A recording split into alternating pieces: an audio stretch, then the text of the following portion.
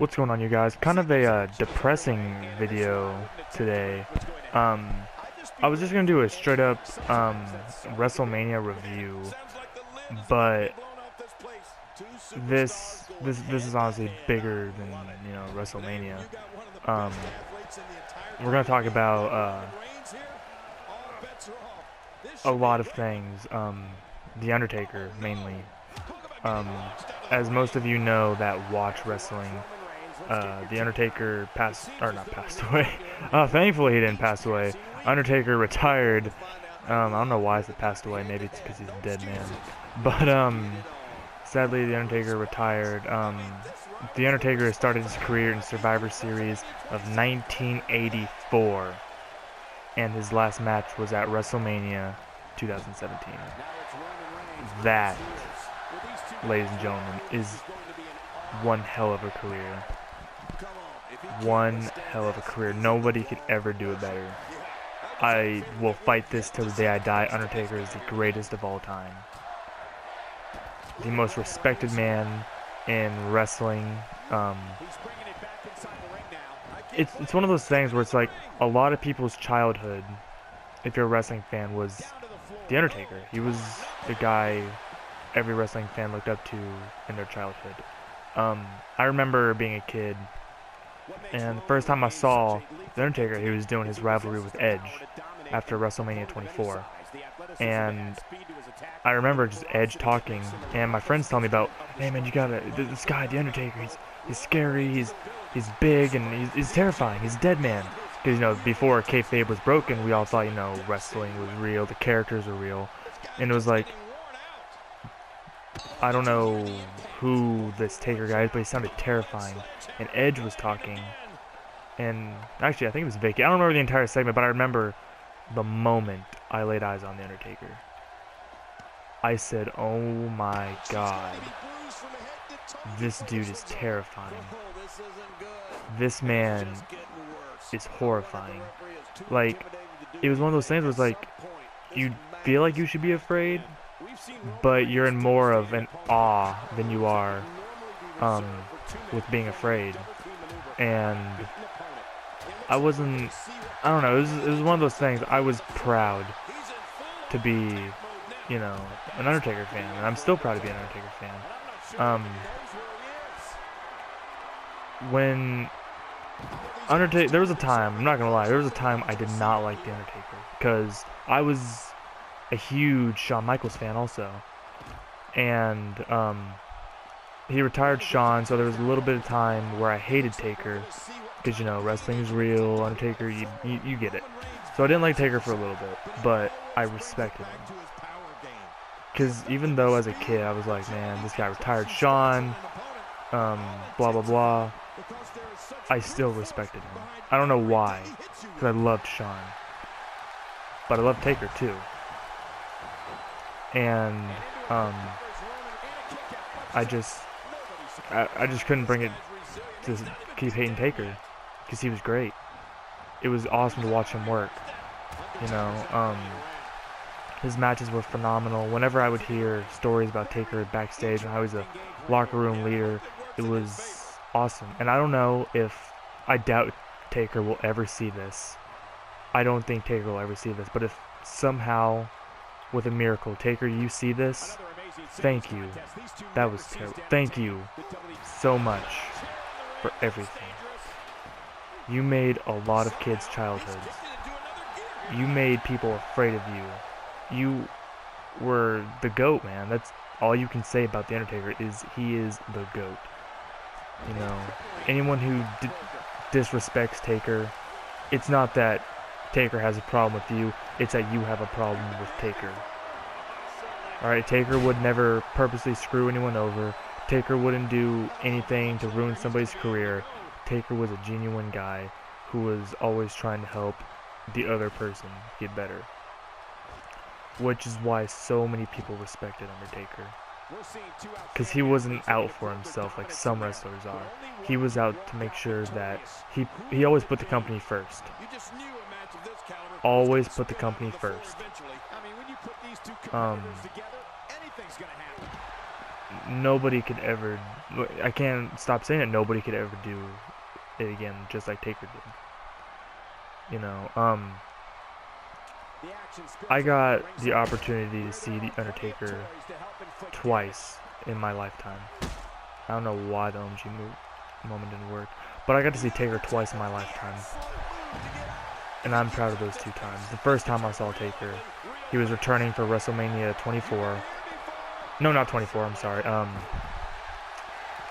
Crap, which one? 29? No, 28. I think it was WrestleMania 28. The one where he had the match with Triple H inside Hell in a Cell. Yeah, that's definitely 28. Anyways, he returned on Raw, and I was there. I was in a booth, VIP booth, and it was like, because Triple H is talking, all you hear is the dong, and everybody lost. Everybody freaked out, because they were like, that's The Undertaker, the greatest. The second time I saw Taker was about a year, 2 years ago, whenever he was having his matches with Brock. Taker was on Raw because it was the night after he screwed over Brock in the match with Rollins for the WWE Championship. Taker came out and he was like talking about why he screwed over Brock, talking about the streak being broken, and later on in the night, Paul Heyman was talking, the lights go out, everybody freaks out, lights turn back on, Taker is right behind Paul Heyman. I look at my nephew because my nephew was with me, and we both said to each other, this is it, Taker's gonna kill him, Taker's got this. Now, we didn't, you know, kayfabe was broken for us, we were both, I was 16, I think he was like 15, 14 when we saw this, and we just remembered Taker put his right hand on Paul's neck, and I was like, he's gonna chokeslam him. And then you hear Brock's music go off, and everyone freaks out.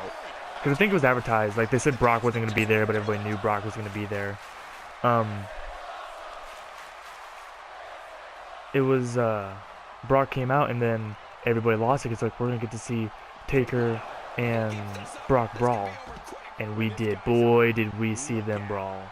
Every superstar to come out. Oh my, it was great.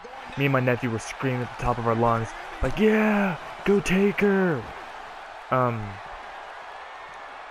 It wasn't one of those things where it's like, you know, we were divided on Brock and Taker. Now, we like Brock, but we like Taker more. At least I do. I can't really say much about him. He's a, you know, average wrestling fan. He'll watch it with me and whatnot. I didn't. Wow. You know, we were both kind of like, you know, Undertaker. That was the last time I saw The Undertaker in person, and I wouldn't have it any other way. You know, sure, I would have liked to see him compete in an actual match or in a WrestleMania,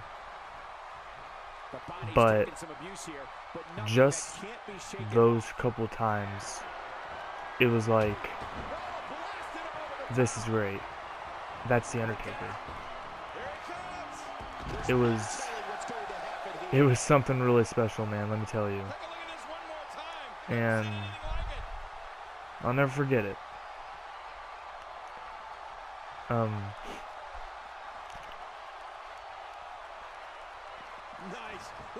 WrestleMania, I'm gonna talk about it briefly.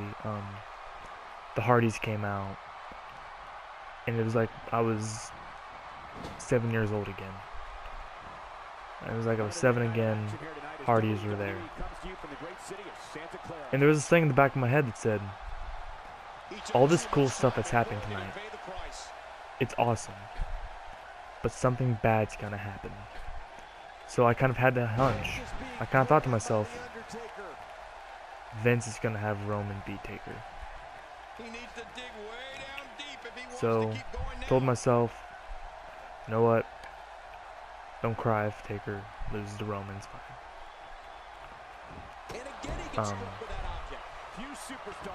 The match happened, Taker came out, looking good as ever. You know, Taker's always looking good. For a dude his age, he's huge. And, you know, the match happened, There's times where I was like, come on, you know, like when he was running, basically running circles around Taker, it was like, really? Really? That, no. But, no, it's whatever. Anyways, so then, well, hold on, let me clarify. The beginning of the match, it was like close to the beginning, Taker threw out Roman, and he yelled, "This is my yard." Then Roman got back in and threw him on the other side of the ring outside. And Roman's looking at him, and Taker goes, "Still my yard." I thought that was the coolest thing in the entire world. And then, you know, bad things started happening.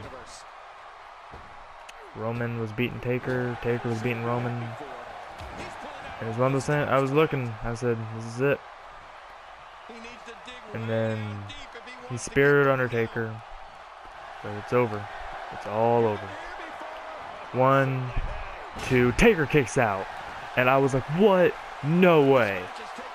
Because like, it looked like Taker was done. It looked like, you know, all right, match is done. Bye, have a great night, everybody. Nope, Taker wasn't having it. You know, a couple more spears. Taker was kicking out. Taker was kicking out like a G. And then came close to the end of the match.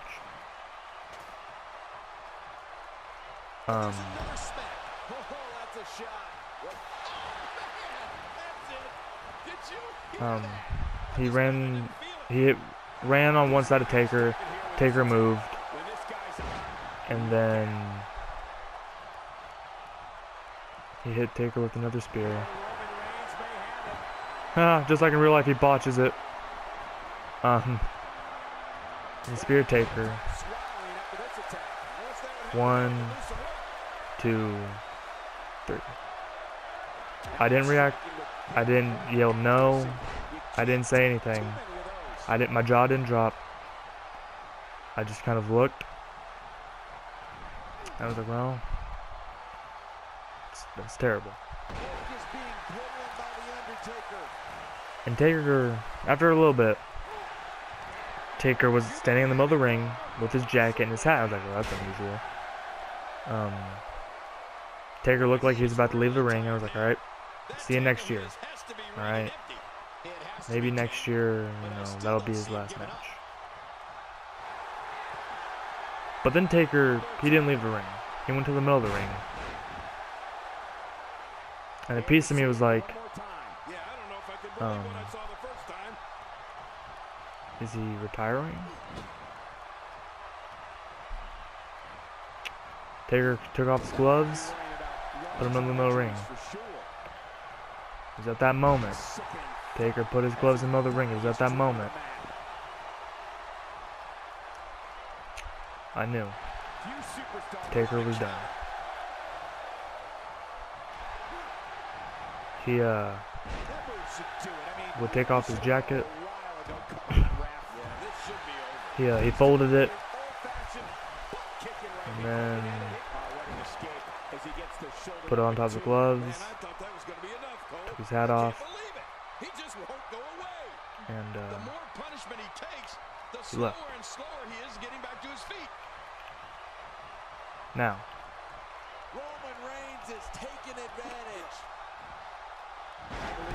I knew my childhood died last Sunday. My childhood died when The Undertaker retired.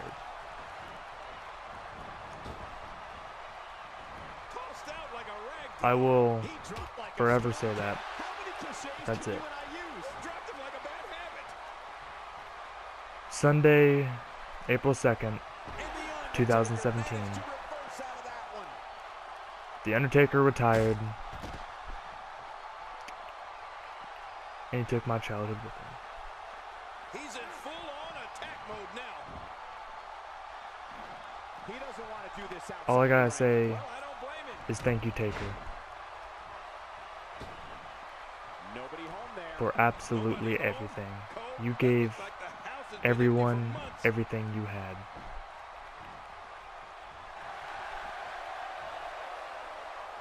We love you and we respect you, Taker. There will never be anyone like you. Best of all time. The best ever.